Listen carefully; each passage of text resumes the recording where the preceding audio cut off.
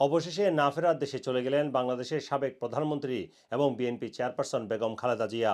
30 December সকাল 6টায় রাজধানী ঢাকার এভারকেয়ার হাসপাতালে চিকিৎসাধীন অবস্থায় তিনি মারা যান। বিএনপির পক্ষ থেকে বিষয়টি নিশ্চিত করা হয়েছে। গত 23 নভেম্বর থেকে বেগম খালেদা জিয়া বিভিন্ন রোগে অসুস্থতার কারণে রাজধানীর এভারকেয়ার হাসপাতালে ভর্তি হয়েছিলেন এবং সেখানে তার চিকিৎসা চলছিল। মাঝখানে বেগম খালেদা জিয়াকে একবার লন্ডনে আনার জন্য প্রস্তুতি নেওয়া হয়েছিল, কিন্তু ভ্রমণজনিত ধকল খালেদা জিয়ার শরীর সইতে পারবে না ডাক্তারদের এমন কথার কারণে তাকে আর লন্ডনে আনা হয়নি। এই অবস্থায় গত 25 ডিসেম্বর বাংলাদেশে ফিরে যান 17 বছরের নির্বাসিত জীবন শেষে খালেদা জিয়ার বড় ছেলে বিএনপির ভারপ্রাপ্ত চেয়ারপারসন তারেক রহমান, এবং এরপর থেকেই এবার কেয়ার হাসপাতালে নিয়মিতভাবে মায়ের দেখাশোনা করে আসছিলেন তারেক রহমান।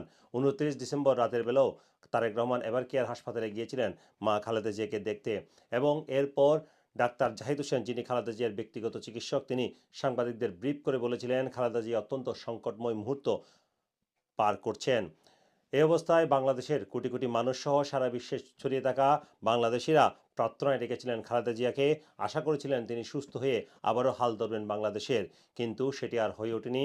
অবশেষে নিয়তির কাছে হার মেনে না ফেরার দেশে চলে গেলেন বাংলাদেশের সাবেক প্রধানমন্ত্রী Begum Khaleda Zia. Sarwar Hossain, top news, London.